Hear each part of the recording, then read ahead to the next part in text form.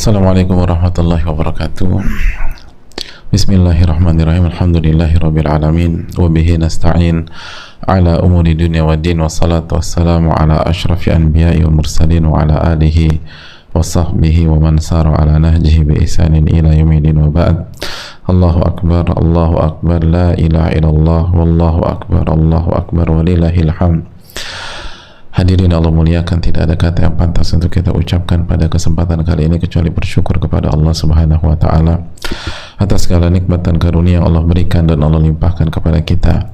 Sebagaimana salawat dan salam semoga senantiasa tercurahkan kepada junjungan kita Nabi kita Muhammadin alaihi salatu wassalam beserta para keluarga, para sahabat dan orang-orang yang istiqomah berjalan di bawah naungan sunnah beliau sampai hari kiamat kelak.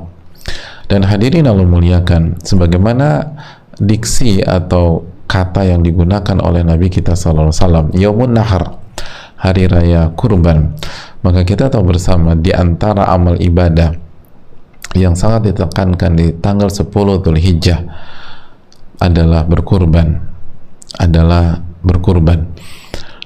di samping salat Id, di samping berzikir, di samping bertakbir, dan apabila orang yang mengerjakan ibadah haji maka mereka melakukan tawaf ifadah, mereka melakukan sa'i haji, mereka mencukur atau menggundulkan rambut dan lagi-lagi memotong hadyu.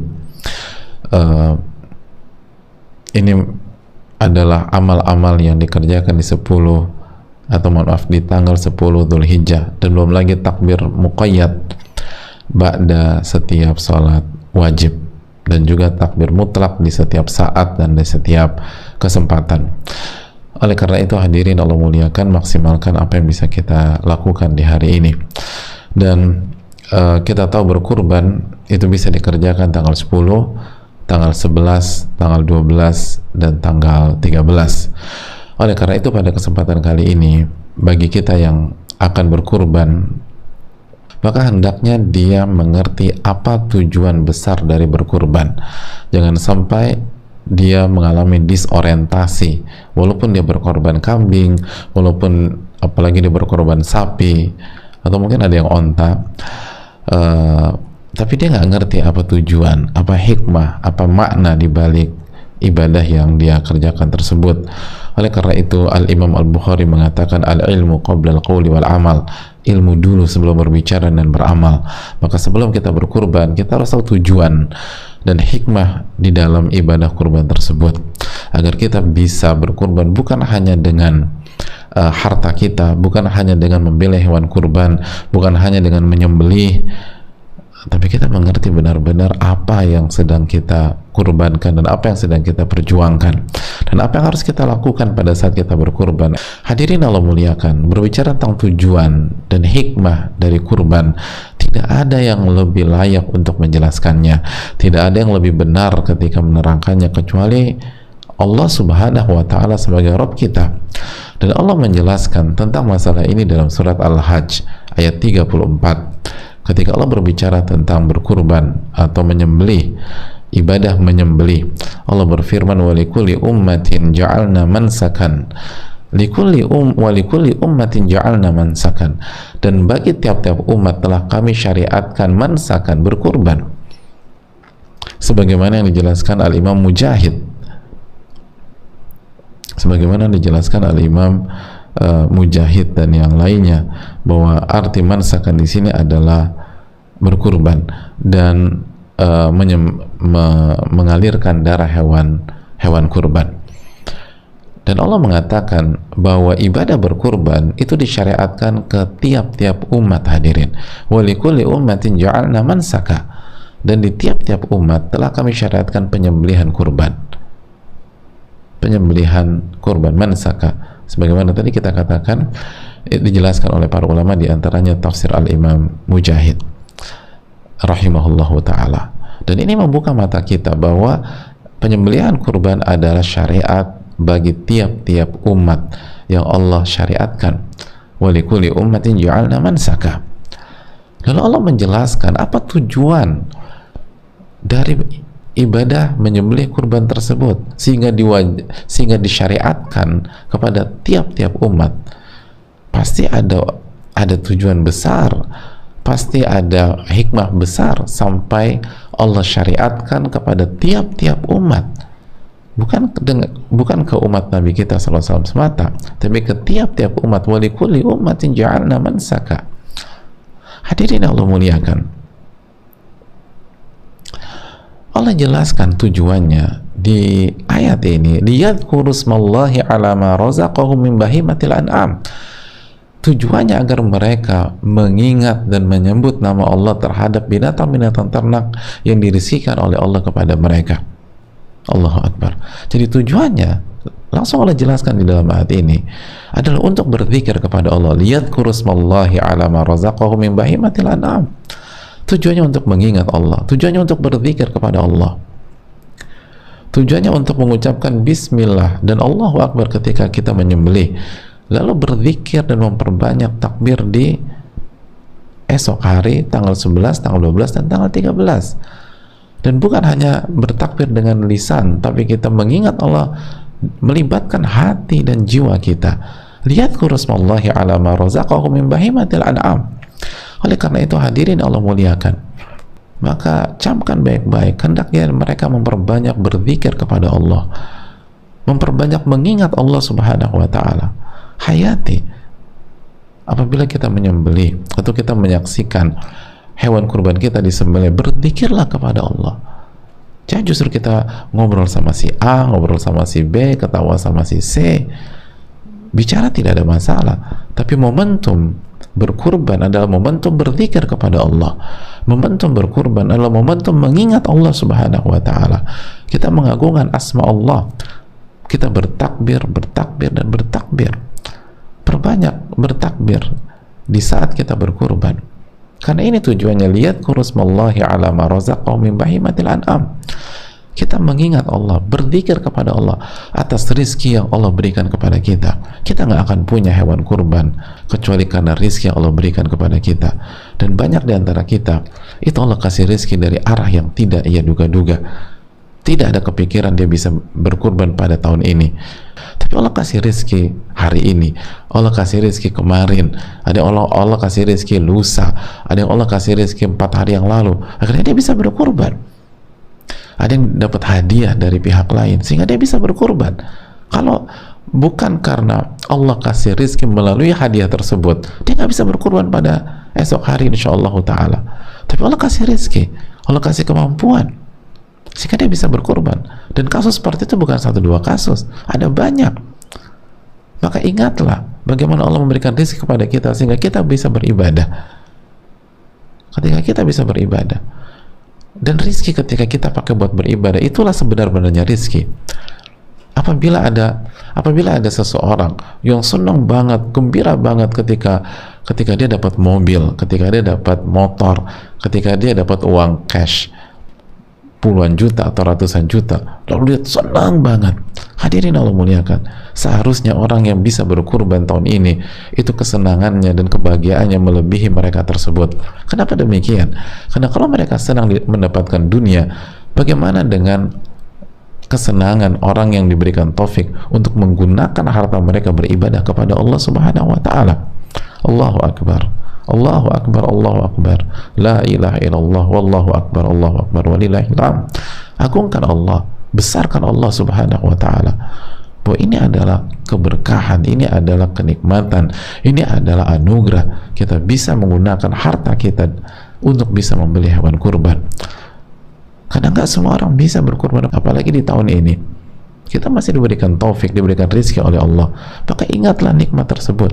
Wa amma bi ni'mati rabbika fahaddits. Adapun nikmat Rabbmu maka sebutkanlah. Jangan pernah lupakan. Tujuan dari berkurban adalah mengingat Allah Subhanahu wa ta'ala, berzikir kepada Allah Tabaraka wa ta'ala. Tanggal 11, tanggal 12, tanggal 13 adalah hari berzikir kepada Allah. Makanya ketika Nabi kita SAW menjelaskan hari-hari tasyrik, tanggal 11, 12, 13, apa kata Nabi SAW? Ayyamu aklin wa syurbin wa dzikrillah. Tanggal 11, 12, 13 adalah hari makan dan minum dan berzikir kepada Allah Subhanahu wa taala. Itu hari-hari mengingat Allah, dan kita tahu bersama-sama bahwa kita diperintahkan bertakbir dan memperbanyak zikir sampai tanggal 13, baik takbir mutlak maupun muqayyad. Jadi hari-hari ini adalah hari-hari mengingat Allah, betapa baiknya Allah Subhanahu wa taala, betapa luar biasanya Allah memberikan kenikmatan, memberikan rezeki kepada kita. Dan ini adalah obat dari beratnya hari-hari ini, dalam obat dari kondisi pandemi yang kita rasakan di hari-hari ini. Bahwa kita nggak boleh lupa, walaupun kita masih dalam kondisi pandemi, di sana ada banyak nikmat Allah Tabaraka wa Ta'ala. Di sana ada limpahan karunia Allah Subhanahu wa Ta'ala yang harus kita syukuri agar Allah tambah, dan Allah berikan lagi dan berikan lagi. La in syakartum la azidannakum wa la in kafartum inna adzabi lasyadid. Dalam surat Ibrahim ayat 7 Allah berfirman, jika kalian bersyukur, aku akan tambah nikmat tersebut, aku akan tambah. Dan apabila kalian kufur nikmat, inna adzabi lasyadid, kata azabku sangat pedih. Jangan-jangan ketika kondisi kita semakin sulit di hari-hari ini, karena kita lupa bersyukur kepada Allah, kita lupa mensyukuri ada banyak anugerah di tengah-tengah pandemi, dan kita harus mensyukurinya. La in syakartum la azidannakum, ini janji Allah, ini janji Allah, ini maklumat yang Allah berikan. Wa idz ta'adzana rabbukum, dan ingatlah ketika Rabb kalian memberikan maklumat, la in syakartum la azidannakum, jika kalian bersyukur aku akan tambah nikmat tersebut, wala in kafartum inna adzabi lasyadid, dan apabila kalian kufur dari nikmat-nikmatku, kata azabku sangat pedih. Hadirin Allah muliakan, berkurban adalah mengingat Allah Subhanahu wa taala. Saat kita menyembelih, kita ingat Allah Subhanahu wa taala. Saat kita selesai menyembelih, kita semakin bertakbir kepada Allah, semakin berzikir kepada Allah. Ini sembara bertakbir kepada Rabbul Alamin. Tujuan kita adalah untuk berzikir, tujuan kita untuk bertakbir. Oleh karena itu, sekali lagi, bagi panitia-panitia kurban, bagi yang akan menyembelih, bagi yang akan menyaksikan hewan sembelihannya, perbanyaklah bertakbir kepada Allah, perbanyaklah berzikir kepada Allah, ingat sama Allah Subhanahu wa taala. Jangan justru waktu dihabiskan bicara tentang dunia, ngobrol sana, ngobrol sini, walaupun diperbolehkan, tapi momentumnya adalah momentum bertakbir, momentum berzikir, momentum mengingat Allah Jalla wa'ala. Ini yang harus kita tanamkan. Lalu kita lanjutkan ayat tersebut, hadirin sekalian. Fa ilahukum ilahu wahid falahu aslimu. Allah berfirman di kelanjutan ayat tersebut, di ayat ke-34, fa ilahukum ilahu wahid. Hadirin Allah muliakan, bahwa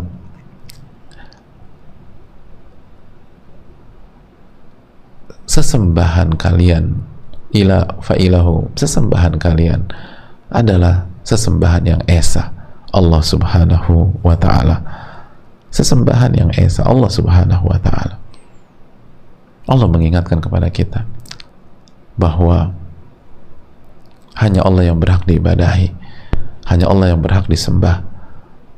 Kita ini berkurban kepada Allah Subhanahu wa ta'ala. Kita melakukan ibadah kurban bukan kepada makhluk, bukan untuk A, bukan untuk B, bukan untuk C, tapi untuk Allah Subhanahu wa ta'ala.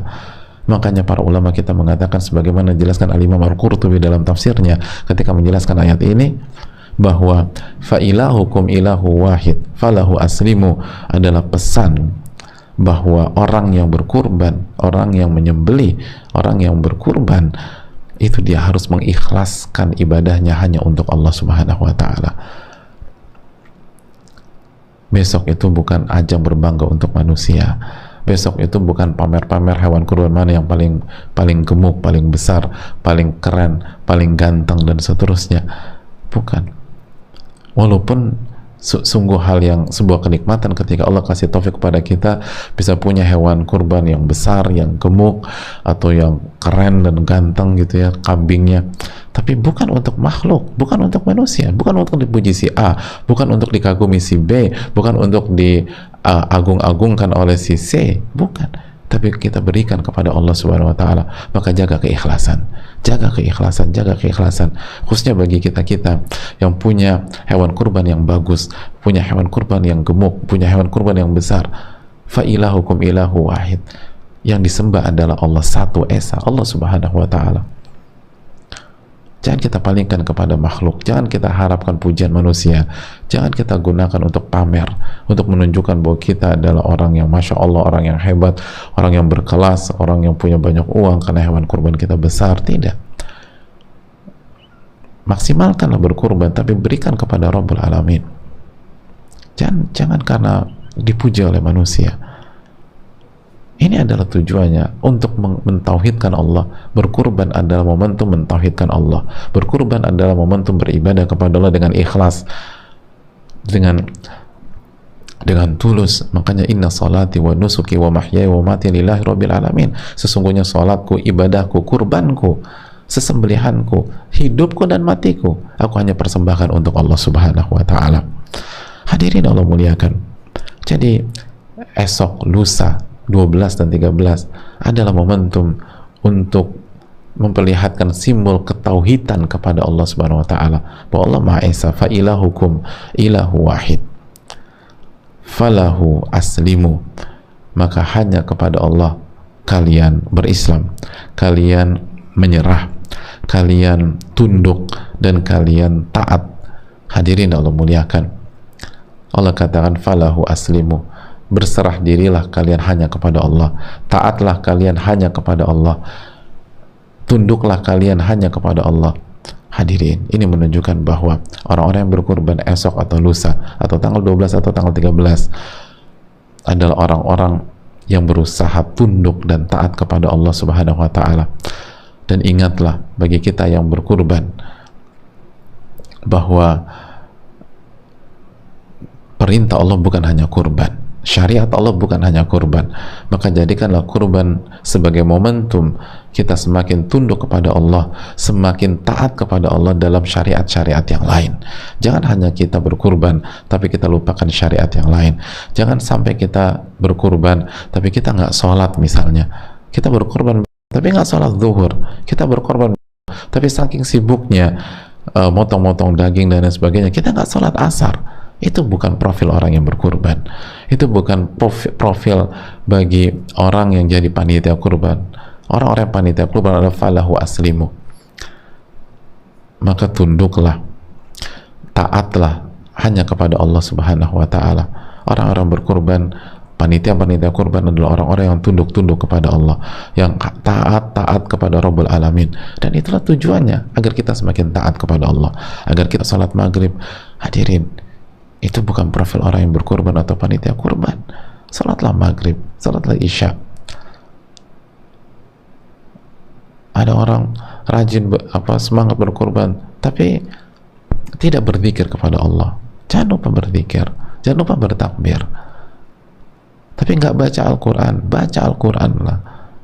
Orang yang berkurban, panitia kurban adalah orang-orang yang tunduk, adalah orang-orang yang senang beribadah kepada Allah Subhanahu wa taala. Dan ini tujuan yang komprehensif dari ibadah kurban. Bukankah syariat kurban itu lahir dari kisah Nabi Ibrahim dan Nabi Ismail? Dan itu adalah simbol ketaatan kepada Allah. Karena syariat kurban lahir bukan dari kisah penyembelihan atau perintah kisah penyembelihan kambing, bukan.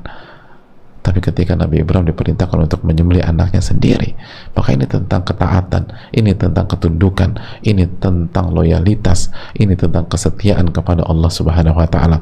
Dan begitulah profil orang yang berkurban. Profil orang yang berkurban dan panitia kurban. Lalu penutupannya Allah berfirman, "Wabasyiril mukhbitin." Dan berilah kabar gembira kepada orang-orang yang mukhbitin.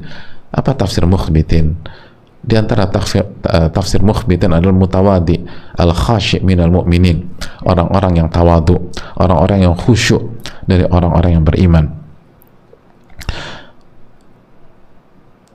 Mukhbitin dijelaskan sebagian para ulama seperti Amr bin Aus adalah orang-orang yang tidak melakukan kezaliman, dan apabila dia dizalimi maka mereka tidak lam yantasiru, mereka tidak balas dendam. Mereka nggak tertarik untuk sebatas membela diri mereka ketika mereka dizolimi. Mereka hanya mau membela hak Allah Subhanahu wa ta'ala. Itu mukhbitin. Sebagian ulama mengatakan al-mukhbitin adalah al-mutmainnuna bi amrillah, orang-orang yang tenang dalam menjalankan perintah Allah Subhanahu wa taala. Coba kita renungkan keterangan para ulama ini ketika menjelaskan wabasyiril mukhbitin, bergembira orang-orang yang mukhbitin, orang-orang yang tawadu, orang-orang yang khusyuk, orang-orang yang tidak mau menzalimi pihak lain, orang-orang yang tidak dendam ketika dizalimi, orang-orang yang tenang ketika menjalankan perintah Allah Subhanahu wa taala. Ini pelajaran besar bahwa orang-orang yang berkurban dan panitia kurban haruslah menjadi orang-orang yang tenang, orang-orang yang tawadu, orang-orang yang khusyuk, orang-orang yang tidak menzalimi dan tidak mau membalas jika dia dizalimi. Hadirin yang Allah muliakan, oleh karena itu PR kita yang mau berkurban atau panitia kurban, hendaknya kita lakukan prosesi pemotongan atau penyembelihan hewan kurban dengan tumakninah, dengan tenang, bukan dengan teriak-teriak, bukan dengan kehebohan, dengan tenang dan terus bertakbir kepada Allah Subhanahu wa taala, tapi tenang, bukan dengan hal-hal yang tidak sesuai dengan ketenangan. Dan tawaduklah, ketawaduan, rendah hati, tunduk kepada Allah, lalu hormati manusia. Orang-orang yang berkorban adalah orang-orang yang tawadu, yang rendah hati, orang-orang yang sangat berusaha taat kepada Allah dan menghormati manusia, respect sama orang, bukan orang yang menyombongkan diri, bukan orang yang ngeremehin saudaranya, enggak. Korban kita, jika kita berkorban, apalagi jamaah atau teman-teman atau hadirin, adalah kurban pertamanya, maka ini adalah momen untuk menjadi orang yang tawadu, orang yang lebih tenang dalam hidup, orang yang khusyuk. Karena itulah berkorban. Ini konteks dalam ayat berkorban, dan tidak ingin menzalimi pihak lain. Dan begitu juga dengan panitia kurban, amanatlah dalam menjalankan amanat dari sahibul kurban atau pemilik hewan kurban. Jangan zalimi orang-orang yang sudah mempercayakan hewan sesembelihannya kepada kita. Jangan pernah menzalimi. Amanat. Jaga amanat hari esok dan lusa, atau tanggal 12 dan 13. Jaga amanat, jangan zalimi orang, apalagi orang yang sudah mempercayakan ibadahnya kepada kita. Dan sekali lagi, tenang dalam menjalankan, berzikir, bertakbir, tidak membuat hewan-hewan tersebut panik. Dan itu salah satu adab dalam berkurban atau menyembelih di dalam sunnah Nabi SAW, tidak membuat hewan-hewan itu panik, nggak teriak-teriak. Dan itulah profil orang-orang yang berkurban dan panitia kurban, orang-orang yang tenang, orang-orang yang tawadu, orang-orang yang khusyuk, orang-orang yang tidak menzalimi. Dan apabila ada pihak yang menzalimi dia berusaha mengontrol dirinya. Dan apabila kita bisa sampai titik itu, maka kita mendapatkan tujuan dari berkurban dengan taufik dari Allah Subhanahu wa taala. Oleh karena itu, hadirin sekalian, kesimpulannya bahwa tujuan kurban di dalam ayat ini adalah agar kita mengingat Allah, agar kita berzikir kepada Allah, agar kita bertakbir kepada Allah Subhanahu wa taala, khususnya ketika kita menyembelih. Karena kalau kita tidak membaca bismillah pada saat menyembelih, maka kurban itu tidak sah. Jangan sampai kita potong atau berkurban tapi lupa baca bismillah. Khususnya bagi yang menyembelih dari panitia kurban, pastikan baca bismillah, karena itu zalim kepada sahibul kurban kalau kita tidak baca itu. Dan terus bertakbir, berzikir, dan selalu ingat begitu pulang ke rumah habis menyembelih atau habis jadi panitia kurban, ingat ini nikmat dari Allah Subhanahu wa taala. Di tengah-tengah pandemi kita masih bisa berkurban, kita masih bisa berzikir kepada Allah, kita masih diizinkan untuk berkurban, pemerintahan kita mendukung untuk kita biasa bisa berkurban. Ini adalah nikmat dari Rabbul Alamin. Maka bersyukurlah kepada Allah Jalla wa'ala. Dan sekali lagi, jaga ketawaduan, jaga kekhusyuan, dan jadilah orang yang tidak mau menzalimi pihak lain. Bagaimana dia gini loh hadirin, namanya juga berkurban. Masa iya kita zalimi orang? Berkurban itu main di level yang lebih tinggi daripada sekedar menuntut hak, apalagi ngezolimin orang, mengambil hak orang lain. Bisa dimengerti? Berkurban itu kan artinya kita mengorbankan apa yang kita punya, mengorbankan hak kita, misalnya mengorbankan yang kita miliki, mengorbankan harta kita. Lalu bagaimana bisa berkurban dan hobi menzolimi orang lain itu berada di dalam diri seseorang? Itu kan kontradiksi, seperti air dan minyak.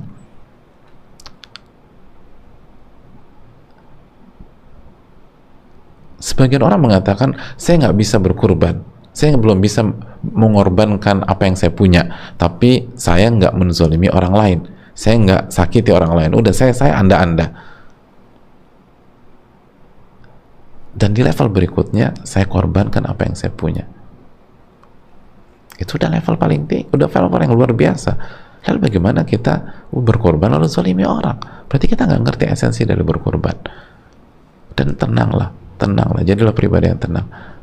Dan bagi yang besok atau lusa adalah berkurban pertama kali, pasti ada perasaan grogi, pasti ada perasaan deg-degan ketika ingin menyembelih kambing, apalagi ingin menyembelih sapi. Tenanglah, ingat, minta pertolongan sama Allah dan tenang, karena profil orang yang berkurban adalah tenang, mutmain, tenang.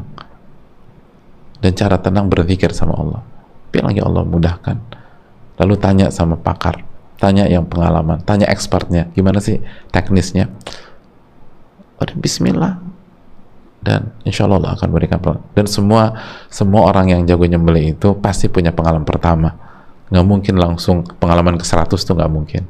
Jadi semua pasti ngalamin apa yang kita alami. Jangan khawatir, tawakal sama Allah Subhanahu Wa Taala dan nikmati ibadah yang insya Allah akan kita lakukan. Ini yang bisa disampaikan. Terima kasih banyak. Dan inna a'dhamal ayyam indallahi tabaraka ta'ala ayyamun nahar. Sesungguhnya hari yang paling mulia, hari yang paling agung di sisi Allah Subhanahu Wa Taala adalah hari raya Idul Adha atau hari raya kurban atau tanggal 10 Dzulhijjah. Ini yang bisa disampaikan. Jazakallahu khairan. Semoga kita diberikan taufik untuk bisa beramal, dan semoga Allah Subhanahu Wa Taala memberikan kita taufik untuk bisa berkurban. Dan bagi orang yang tidak berkurban atau tidak bisa berkurban atau tidak mampu berkurban karena kondisi, karena tidak ada biaya atau biayanya harus udah punya niat tapi harus dialokasikan ke tempat lain, biaya pengobatan dan lain-lain, maka hadirin Allah muliakan, bergembiralah dan jangan khawatir, karena rahmat Allah itu begitu luas. Insya Allah kaidah fikih menyatakan, barang siapa yang bertekad untuk beramal tapi dia tidak berhasil mengerjakannya karena alasan syar'i, karena uzur syar'i, maka dia tetap mendapatkan pahala amal tersebut. Maka bagi yang tidak bisa berkurban, bukan tidak mau ya, tapi tidak bisa berkurban karena kondisi, karena alasan syar'i, maka insya Allah dia tetap mendapatkan pahala berkurban. Maka bertakbirlah kepada Allah, berzikirlah kepada Allah, dan semoga Allah memberikan taufik kepada kita, terus berzikir, terus bertakbir, lalu semua perhelatan besar ini berakhir. Semoga Allah memberikan taufik. Subhanakallahumma wa bihamdika, la ilaha illa anta, astaghfiruka wa atubu ilaik. Assalamualaikum warahmatullahi wabarakatuh.